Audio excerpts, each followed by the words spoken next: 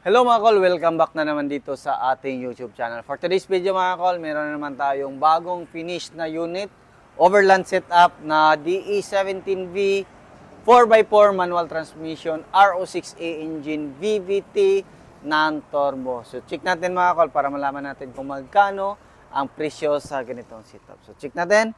Makita natin dito mga kol, yung unit natin is high roof, fully tinted. Naglagay tayo ng dito sa hood niya, design, kasi yung original na DE17V is walang ganito. So, request ng ating client na lagyan or kulayan ng color black. Black din tayo dito. Naglagay tayo ng steel bumper dito sa harap.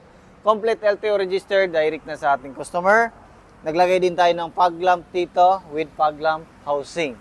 Dito naman makita natin, naglagay tayo ng fender, naka-wrinkle paint, tapos naglagay din tayo ng 13 inches na brand new mugs and brand new tire. So, mud terrain, yung sukat is 165 by 80 R13, lifted ng 2 inches yung unit natin. Yung side mirror natin, stock, kompleto tayo sa visor, kinulayan natin ng black dito sa poste, hanggang dito para magmukhang buong salamin siya mga kol. Naglagay din tayo ng full carrier dito, customize, gawang dudong laagan.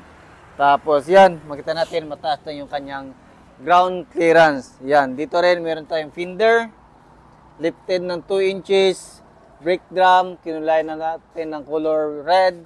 Tapos yan, yung mag wheels, napakaganda. Yung mag wheels natin is race concept. Ito naman, naglagay din tayo ng spoiler sa itaas. Kasi yung mga DE17V is walang spoiler. Naglagay din tayo ng full aluminum ladder. Naglagay din tayo ng plate holder. Naglagay din tayo ng step board dyan sa ating likuran.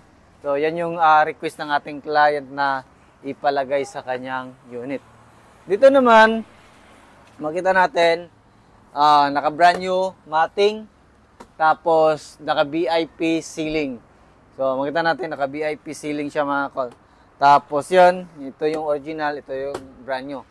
Makita din natin dito yung ating battery sa ilalim. So, check natin. Yan, straight set. So, pakita natin kung paano natin i-fold yung ating straight set. Manual sliding, walang power slide sa mga DE17V. Straight set, pakita muna natin yung ating straight set. Ayan. So, ito yung ating straight set. Kasya yung 3 tao, depende sa laki. Then, yan. So, ito yung kagandahan nito. Halimbawa, multi-purpose yung bibili kayo ng sasakyan, multi-purpose yung gusto nyo.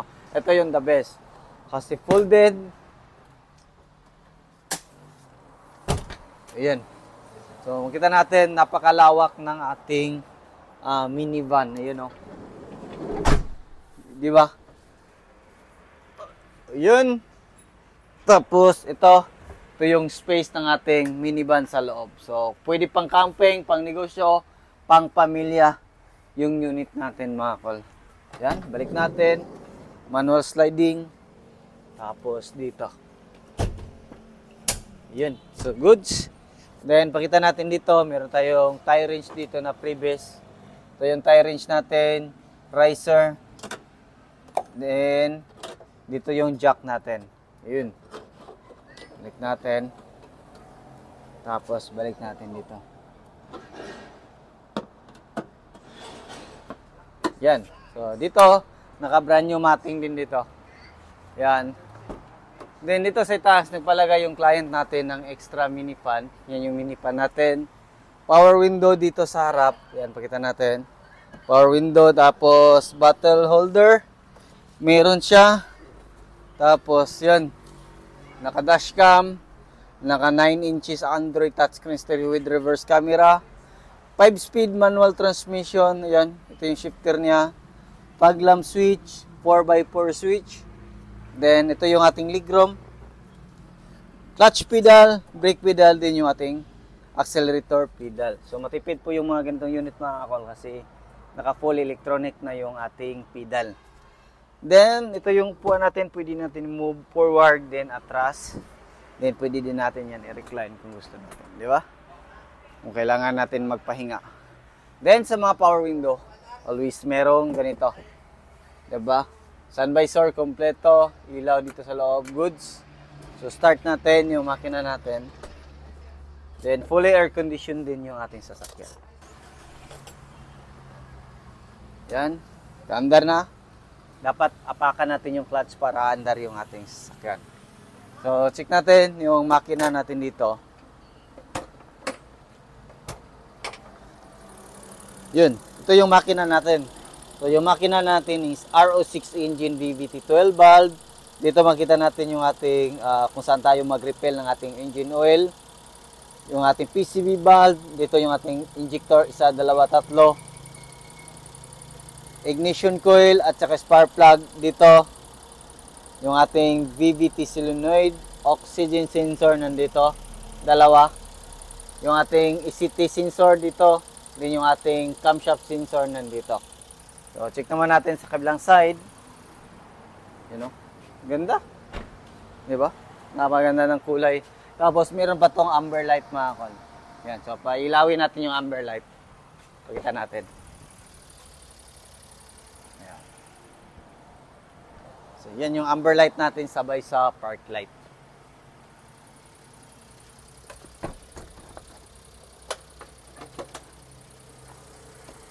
Dito naman, makita natin yung ating throttle body, alternator, aircon compressor. Then, ito yung ating engine oil. So, yan, bagong change oil yan. Gamit natin is yung ating prime lube lubricant na fully synthetic. So, yan yung kagandahan sa ating oil, mga kol. Kasi, ginawa yan para sa weather sa Pilipinas. Tapos, dito makita natin yung ating air filter housing. Din yung ating main fuse box. So, yan yung kagandahan. Tapos, dito naman yung ating hood opener. Yan. Check natin dito.